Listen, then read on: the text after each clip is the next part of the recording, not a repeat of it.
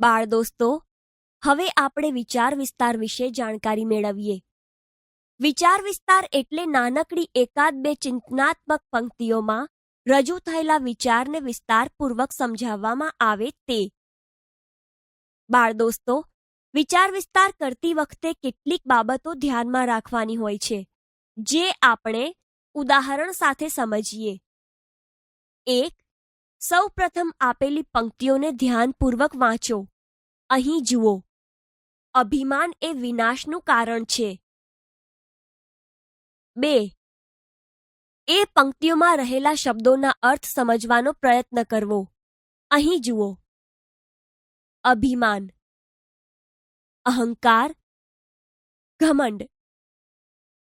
વિનાશ, નાશ થવો, બરબાદ થવું. કારણ, કાર્યનું મૂળ, હેતુ, ઉદ્દેશ. 3. ત્યારબાદ એ પંક્તિઓમાં રહેલો મુખ્ય વિચાર તારવો. અહીં જુઓ.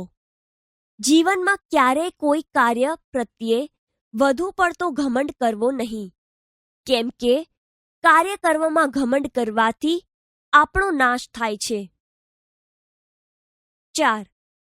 એ પંક્તિઓ આપણને જે બાબતનો નિર્દેશ કરે છે તે ખાસ બાબતને સમજતા જઈએ એમાંથી શો બોધ મળે છે તે તારવો. અહીં જુઓ. અહીં પંક્તિમાં અભિમાન કરવું નહીં એ બાબતનો નિર્દેશ કરે છે, કેમ કે ઘમંડ એ અજ્ઞાનનું લક્ષણ છે અને અજ્ઞાનથી આત્માની ઓળખ થઈ શકતી નથી.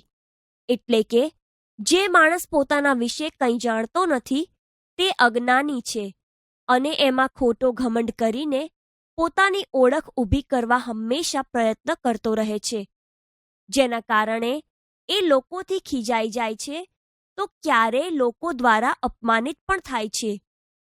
અને આવા ઘમંડી માણસો સમાજના લોકોને ક્યારેય ગમતા નથી. 5. આપેલ પંક્તિઓમાં જે બાબતનો નિર્દેશ કરે છે તેને અનુરૂપ કોઈ ઉદાહરણ, અન્ય પંક્તિઓ, ઘટના, બોધ, કથા વગેરે પણ મૂકી શકાય છે. જેમ કે અહીં પંક્તિને અનુરૂપ તમે રાવણ, બાણાસુર, મહિષાસુર વગેરે પૌરાણિક પાત્રોના ઉદાહરણ મૂકી શકો. અહીં જુઓ.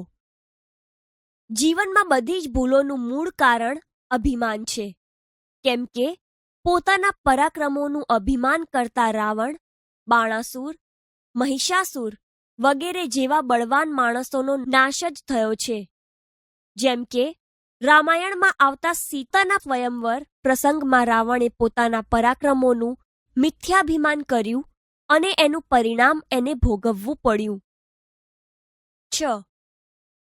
પંક્તિમાં રહેલા મુખ્ય વિચારને ઉદાહરણ દ્વારા સમજાવ્યા પછી છેલ્લે સમાપનમાં વિચાર વિસ્તારના સારાંશ રૂપે પોતાની મુખ્ય વાત રજૂ કરવી જોઈએ. અહીં જુઓ. આમ અહીં આપણે એક બાબત હંમેશા ધ્યાનમાં રાખવી જોઈએ કે જીવનમાં ક્યારેય કોઈ કાર્ય પ્રત્યે અભિમાન કરવું નહીં. 7. સામાન્ય રીતે વિચાર વિસ્તાર લેખનને આપણે 3 ફકરામાં લખવું જોઈએ. પ્રથમ ફકરામાં એમાં રહેલો મુખ્ય વિચાર લખવો જોઈએ. બીજા ફકરામાં એ પંક્તિઓની ખાસ બાબતોને બોધ સાથે સમજાવવી જોઈએ. ત્રીજા ફકરામાં પંક્તિને અનુરૂપ ઉદાહરણો મૂકવા જોઈએ. છેલ્લા ફકરામાં ફરીથી સાર રૂપે ખાસ બાબતો સાથે પોતાનું મંતવ્ય રજૂ કરવું જોઈએ. 8. છેલ્લે તૈયાર કરેલા લેખનને એકવાર બરાબર ધ્યાનપૂર્વક ફરીથી વાંચી લેવું ને એમાં ખાસ જોઈ લેવું કે કાંઈ ભાષાકીય ભૂલો રહી તો નથી ગઈ ને? જો રહી ગઈ હોય તો તે તરત જ સુધારી લેવી જોઈએ. બાળ દોસ્તો, અહીં દર્શાવેલી વિગતો ધ્યાનમાં રાખીને હવે તમે પણ તમારી વર્કશીટમાં આપેલી પંક્તિનો વિચાર વિસ્તાર કરી શકો.